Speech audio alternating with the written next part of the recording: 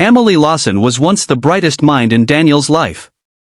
In college, she was the one who stayed up all night helping him study, pushing him to believe in himself when no one else did.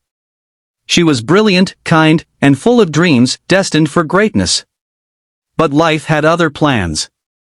Sacrificing her ambitions for family, she dropped out of graduate school to care for her ailing father. Medical bills piled up, and after his passing, she was left drowning in debt.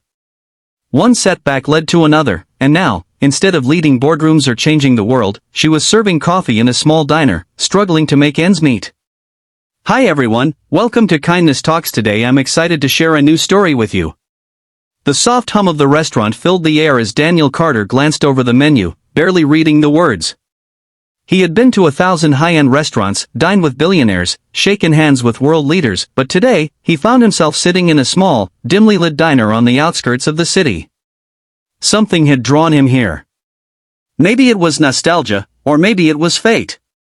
As he tapped his fingers on the table, a voice cut through the quiet atmosphere. "Hi there, what can I get for you today?" Daniel froze. That voice. It was warm, familiar, laced with a tiredness that made his heart clench. He looked up, and his breath caught in his throat. Standing before him, in a faded uniform and an apron stained from a long shift, was Emily Lawson. Emily. His best friend from college. The girl who had once been the brightest light in his life. The girl who had laughed at his dumb jokes, stayed up all night helping him cram for exams, and believed in him when no one else did. The girl he had lost touch with after graduation, caught up in the whirlwind of building his empire. And now, she was here. A waitress. For a moment, she didn't recognize him. Why would she? He had changed. His tailored suit, expensive watch, and polished shoes screamed wealth. He was no longer the broke college student she used to know. But then, as he smiled, realization dawned in her eyes. "Daniel," she whispered, her voice cracking. "Emily," he said, standing up. "It's been too long." She blinked rapidly, as if trying to process the moment. "Wow, you look incredible." She glanced down at herself, almost ashamed. I'll be back in a second." She turned quickly, vanishing into the kitchen. Daniel sat down, his heart pounding. This wasn't how he imagined their reunion. Not like this. He had always assumed Emily had gone on to do great things. She was one of the smartest people he knew. What had happened? A few minutes later, she returned, her smile forced. "Sorry about that. Just surprised to see you." "Emily, what happened?" he asked softly. She hesitated, then exhaled. "Life happened, Daniel. I was doing great for a while, but then, my dad got sick. I had to drop out of graduate school to take care of him. The medical bills were endless, and after he passed, I was drowning in debt. One thing led to another, and, well, here I am." She forced a laugh, but Daniel could see the pain in her eyes. He clenched his fists under the table. This wasn't fair. Not to her. She had given up everything for family, and now she was struggling just to survive. Meanwhile, he had built a business empire, made more money than he could ever spend. And she, his dearest friend, was working long shifts in a small diner, barely making ends meet. "Emily," he said, voice thick with emotion. "Come work for me." She blinked. "What?" "I run a company, several, actually. I need someone I trust, someone brilliant. You are the smartest person I know. Come work with me." She laughed, shaking her head. "Daniel, I haven't worked in an office in years. I don't even know if I—" "You can," he interrupted. "I know you can. I'll train you myself if I have to. But you don't belong here, struggling. You deserve better." Her eyes filled with tears. "Daniel, He reached across the table and took her hand. "No arguments. I owe you. You were always there for me. Now let me be there for you." Tears streamed down her cheeks, but this time, they weren't just of sadness, they were of hope. Emily wiped her tears quickly and laughed nervously. This is crazy, Daniel. You don't owe me anything. Daniel shook his head. No, Emily. I do. You believed in me when no one else did. You pushed me to chase my dreams, and now, it's my turn to do the same for you. She hesitated, looking around the diner. The place smelled of fried food and old coffee. The manager was already throwing her impatient glances. The job barely paid minimum wage, and the exhaustion of long shifts had become her reality. But leaving? Starting over? The idea both thrilled and terrified her. I don't even have a resume, she said, half joking. Daniel grinned. Good thing I don't need one. I already know what you're capable of. Emily bit her lip, her mind swirling with doubt and hope. Just like that? You'd hire me?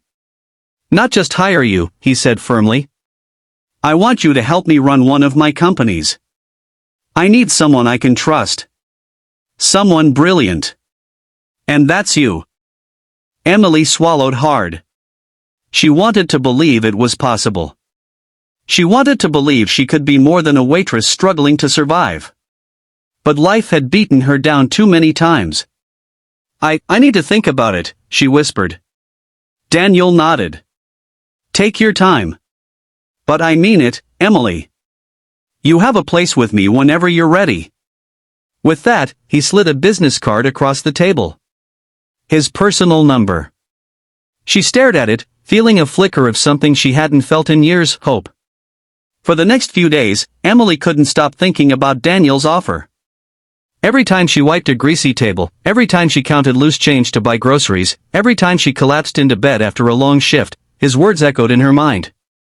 You deserve better. But doubt crept in, too. Could she really go back to an office job after all these years? Would she even be good enough? One evening, after another exhausting double shift, she sat in her tiny apartment, staring at the flickering bulb overhead. Bills piled up on the counter. Rent was overdue. Her feet ached from standing all day. She picked up Daniel's card. Her fingers trembled as she dialed. It rang once. Twice. And then. Emily? His voice was warm, familiar. She took a shaky breath. I'm ready.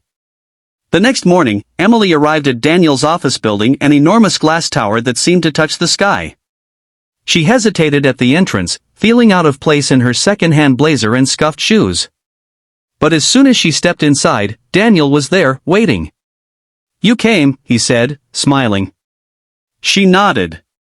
I don't know if I can do this, Daniel, but I'm willing to try. He placed a reassuring hand on her shoulder. That's all I ask. The first few weeks were tough. Emily struggled to adjust to the fast-paced corporate world. The technology had changed, the jargon felt foreign, and the self-doubt was relentless. But Daniel was patient. He guided her, encouraged her, and reminded her every day of the brilliance he saw in her. Slowly, she found her rhythm. She learned. She grew. She thrived. Months later, she stood in front of a conference room full of executives, confidently presenting a strategy that would save the company millions. When she finished, the room erupted in applause. She turned to Daniel, who was beaming with pride. You did it, Emily, he whispered. She smiled, tears glistening in her eyes. No, Daniel, she said softly. We did it. A year later, Emily sat in her beautiful new office, a space she had earned through hard work and perseverance. One afternoon, she received a message from an unknown number. Hi, is this Ms. Lawson? I saw a job posting at your company. I really need a second chance in life. I was wondering if you could help. Emily stared at the message for a long time, remembering where she had been just a year ago. She picked up her phone and dialed. When the person answered, she said the same words that had changed her own life. Come in tomorrow. Let's talk. You deserve better.